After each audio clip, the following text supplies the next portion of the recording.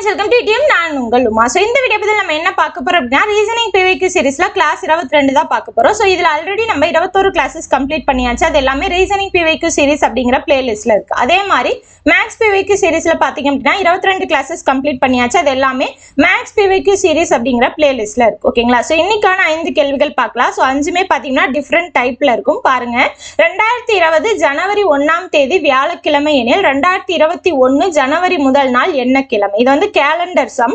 இது பாத்தீங்கன்னா என்ன கொடுத்துருக்காங்கன்னு பாருங்க. ஃபர்ஸ்ட் வருஷத்தை பாருங்க. ஓகேங்களா? சோ வருஷம் என்ன? 2020. அடுத்து கேட்கறது 2021. அடுத்து டேட்டை பாருங்க, ஜனவரி 1. ஓகேங்களா? சோ 1/1/2020 என்ன சொல்லிட்டாங்க? வியாழக்கிழமை அப்படின்னு சொல்லிட்டாங்க.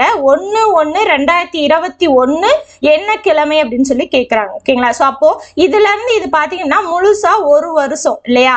சோ அந்த ஒரு வருஷம் லீப் இயரா நான் லீப் இயரான்னு பாருங்க. அதாவது நார்மல் இயரா லீப் இயரான்னு பாருங்க. எதுக்காக அப்படி பார்க்கணும் அப்படின்னா, நார்மல் இயரா இருந்ததுன்னா மொத்தமா 365 நாட்கள் தான். லீப் இயரா இருந்ததுன்னா 366 நாள். ஆனா அந்த ஒரு நாள் எதுல எக்ஸ்ட்ராவா கிடைக்கும் அப்படின்னா பிப்ரவரியில தான் கிடைக்கும். பிப்ரவரி 28 அப்படிங்கிறது நார்மல் இயர்ல வரக்கூடியது.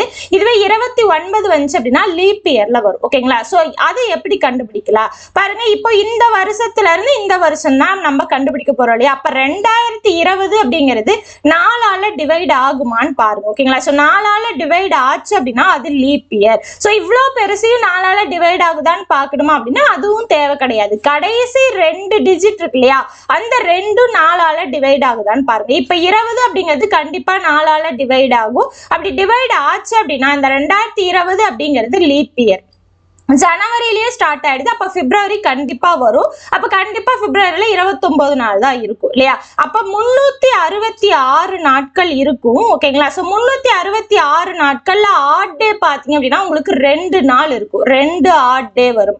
அந்த ஆட் டே எப்படி கண்டுபிடிப்போம் அப்படின்னா 366 7ஆல டிவைட் பண்ணுங்க. ஓகேங்களா? சோ எதுக்காக 7ஆல டிவைட் பண்றோம் அப்படின்னா, ஒரு வாரத்துக்கு மொத்தமா 7 நாட்கள் தான் இல்லையா? அதனாலதான் 7ஆல டிவைட் பண்றோம். ஏன்னா நாட்கள் தான் நம்ம கண்டுபிடிக்க போறோம். பாருங்க, 5 35 மீதி 1 6 2 14 மீதி 2. இந்த மீதி கிடைக்குது இல்லையா? அதுதான் பாத்தீங்க அப்படின்னா ஆட் டே.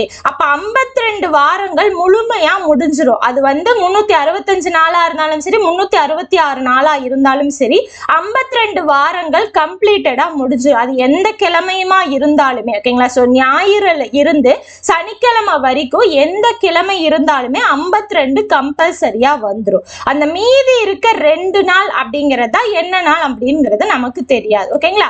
ஓகே, இப்போ 1ஆம் தேதி, அதாவது அவங்க கொடுத்திருக்க எப்பயுமே क्वेश्चनல வந்து ஒரு கிழமை கொடுத்துட்டாங்கன்னா அதுதான் 0ன்னு அர்த்தம். ஓகேங்களா? சோ வியாழக்கிழமை அப்படின்னு கொடுத்திருக்காங்க. சோ 0 அப்படிங்கிறது வியாழக்கிழமை. சோ இங்க அடுத்த வருஷம் தான் கேக்குறாங்க. ஓகேங்களா? சோ ஃபார்வர்ட்ல கேக்குறாங்களா பேக்வர்ட்ல கேக்குறாங்களா அப்படிங்கறத பாத்துக்கோங்க. ஃபார்வர்ட்ல தான் கேக்குறாங்க. அப்போ அடுத்து 1 அப்படிங்கிறது இதுக்கு அடுத்த நாள் என்ன? வெள்ளிக்கிழமை. அடுத்து 2 அப்படிங்கிறது சனிக்கிழமை. நமக்கு மீதி என்ன கிடைக்குதோ அது வரைக்கும் போடணும். அப்ப 2 அப்படிங்கிறது என்ன கிழமை? சனிக்கிழமை. சோ இதுக்கான ஆன்சர் ஆப்ஷன் டி. ஓகேங்களா? ஒருவேளை பேக்வர்ட் கேட்டாங்க அப்படின்னா என்ன பண்ணணும் அப்படின்னா, நம்ம அந்த இதை பாத்தீங்கன்னா பின்னாடி ரிவர்ஸ்ல எழுதணும். வியாழனுக்கு முன்னாடி நாள் அப்படிங்கிற மாதிரி எழுதணும். ஓகேங்களா? சோ இந்த மாதிரி தான் போடணும். சோ இது வந்து கேலண்டர் சம், ரொம்ப முக்கியமான சம். ஓகேங்களா? அடுத்து பார்க்கலாமா?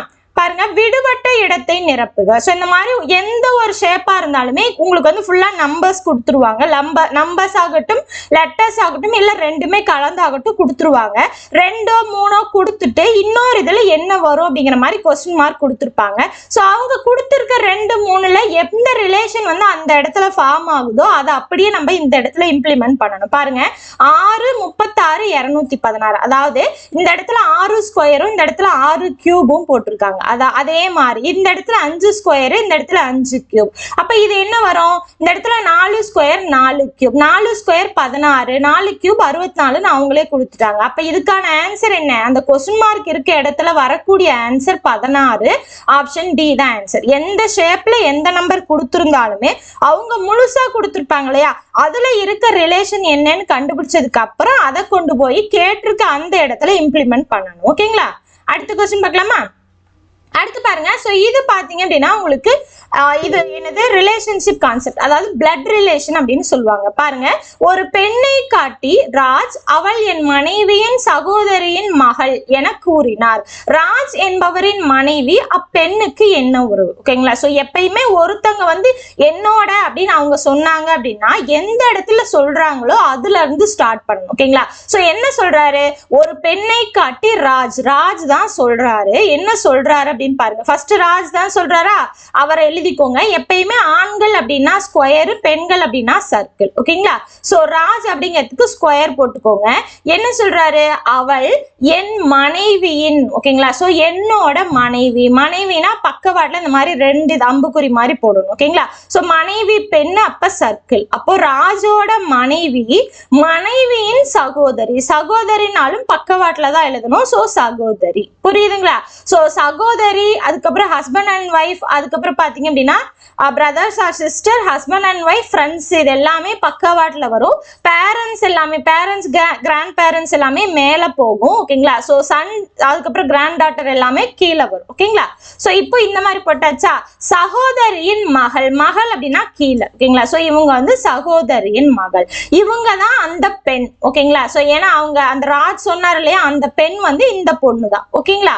இப்போ கொஸ்டின் பாருங்க. ராஜ் என்பவரின் மனைவி அப்பெண்ணுக்கு என்ன உறவு? ஓகேங்களா. சோ இப்ப ராஜ் அப்படிங்கிறவங்க இருக்காங்க இல்லையா, அவங்களோட மனைவி அந்த பெண் இங்க இருக்காங்க இல்லையா, இவங்களுக்கு என்ன உறவு? ஓகேங்களா. சோ சகோதரியோட மகள். ஓகேங்களா. சோ அப்போ இந்த மனைவி அந்த பொண்ணுக்கு என்னன்னு கேக்குறாங்க. அப்போ இவங்க என்ன வரும்? அம்மாவோட சகோதரின்னு அர்த்தம் இல்லையா.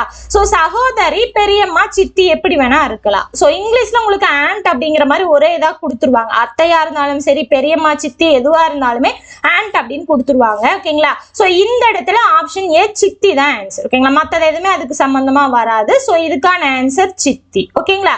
சோ அதாவது அம்மாவோட சகோதரி. ஓகேங்களா. புரியுதுங்களா. அடுத்த क्वेश्चन பார்க்கலாமா. அடுத்து பாருங்க.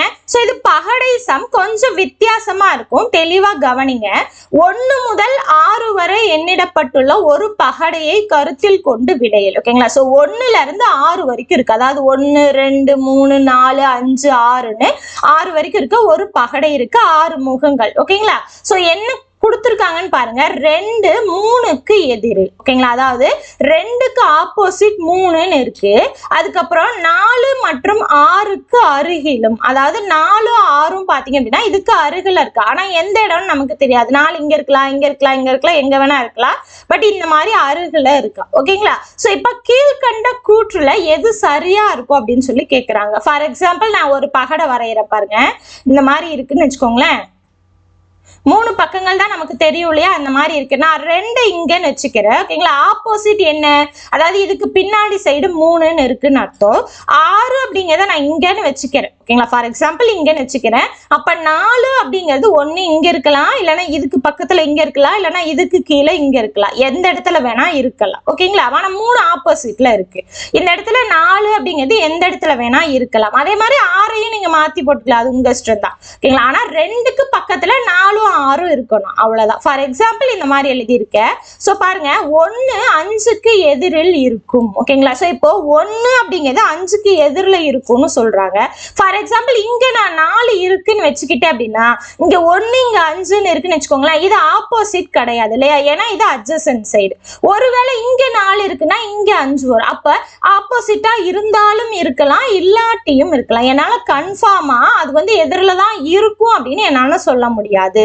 அப்ப இது வராது. ஓகேங்களா. எதுவுமே கன்ஃபார்மா உறுதியா சொல்லக்கூடியதுதான் ஆன்சரா வரும். அடுத்து பாருங்க. 4 6க்கு எதிரில் இருக்கும். நான் சொன்னேன் இல்லையா முன்னாடியே, 4 அப்படிங்கிறது எந்த இடத்துல வேணா இருக்கலாம். ஒருவேளை இங்க இருந்ததுன்னா எதிரில் இருக்குன்னு அர்த்தம். இங்கேயோ இருக்கு அப்படின்னா எதிரில இல்ல, பக்கத்துல இருக்குன்னு அர்த்தம். ஓகேங்களா. அப்போ என்னால கன்ஃபார்மா 4 வந்து 6க்கு எதிரில தான் இருக்குன்னு சொல்ல முடியாது. அடுத்து 4 2க்கும் 6க்கும் அருகில் இருக்கும். இந்த இடத்துல இது இங்க சொன்ன மாதிரியே தான். இப்போ எதிரில இருக்குன்னு என்னால கன்ஃபார்ம் சொல்ல முடியாது, அருகில இருக்குன்னு என்னால சொல்ல முடியாது. எப்படி வேணா இருக்கலாம். ஓகேங்களா. ஆனா 2க்கு பக்கத்துல தான் இருக்கு 4. இதை பொறுத்த வரைக்கும் 2க்கு பக்கத்துல தான் இருக்கு, பட் 6க்கு பக்கத்துல இருக்க ஆப்போசிட்ல இருக்கான்னு என்னால சொல்ல முடியாது, அப்ப அதுவும் வராது. அடுத்து 1 2க்கும் 3க்கும் அருகில் இருக்கும். அப்போ 2 3 ஆப்போசிட் அப்படிங்கிறது நமக்கு தெரியும் இல்லையா? சோ ஒருவேளை இந்த இடத்துல 4 இருக்குன்னு வச்சுக்கோங்களேன், 1 எங்க இருக்கும்? இங்க இருக்கலாம். ஓகேங்களா? சோ 1 இங்க இருக்கலாம், இல்ல இங்க இருக்கலாம், எந்த இடத்துல வேணா இருக்கலாம். ஒருவேளை இங்க இருக்கு அப்படின்னா ஆப்போசிட், அதாவது பக்கவாட்டுல தான் 1 2 3 3மே இருக்கு. இல்ல இந்த இடத்துல இருக்குன்னு வச்சுக்கிட்டாலும் இப்ப கீழ்பக்கமா பார்த்தோம் அப்படின்னா 2 1 3 இருக்கு. இங்க இருக்குன்னு வச்சாலும் 1 2 3 வரும், இங்க வச்சாலும் 1 2 3 வரும். அப்போ 4 பக்கத்துல ஆப்போசிட் தவிர மீதி இருக்க 4 பக்கத்துலமே எப்படிதான் இருக்கும்? பக்கத்துலதான் இருக்கும். அந்த 4 பக்கத்துல எந்த இடத்துல 1 போட்டாலுமே அது 2க்கும் 3க்கும் அருகில தான் கம்பல்சரியா வரும். ஓகேங்களா? அப்ப இதை மட்டும்தான் என்னால கன்ஃபார்மா சொல்ல முடியுமே தவிர மீதி இருக்க எதுவுமே கன்ஃபார்மா சொல்ல முடியாது. ஒருவேளை இருந்தாலும் இருக்கலாம், இல்லாட்டியும் இருக்கலாம். ஓகேங்களா? சோ இதுக்கான ஆன்சர் ஆப்ஷன் டி தான். ஓகேங்களா? புரியுதுங்களா? அடுத்த क्वेश्चन பார்க்கலாமா? கடைசி கொஸ்டின் பாருங்க, என்ன கொடுத்துருக்காங்க அப்படிங்கிறத தெளிவா கவனிங்க. பாருங்க, ஒரு நம்பர் ஆல்பா நியூமரிக் சீரிஸ் ஒன்று கொடுத்துட்டாங்க. ஓகேங்களா? அதுல நம்பர், அதுக்கப்புறம் லெட்டர், அதுக்கப்புறம் சிம்பிள் எல்லாமே கலந்து இருக்கு. என்ன கொஸ்டின் அப்படிங்கிறத பாருங்க. ஸோ என்ன சொல்லியிருக்காங்க அப்படின்னா கான்சனன்ட் அப்படின்னா வவல்ஸ் இல்லாததுதான். வவல்ஸ் அப்படின்னா என்ன சொல்லுவோம்? AEIOU அப்படிங்கிற 5 லெட்டர் தான் வவல்ஸ், மீதி இருக்க லெட்டர்ஸ் எல்லாமே கான்சனன்ட் தான். ஓகேங்களா? மெய் எழுத்து அப்படின்னு இங்கிலீஷ்ல தமிழ்ல சொல்லுவோம். சோ இப்போ என்ன சொல்லிருக்காங்க அப்படின்னா கான்சனன்ட் சென்டர்ல இருக்கு. ஓகேங்களா? சோ கான்சனன்ட் சென்டர்ல இருக்கு.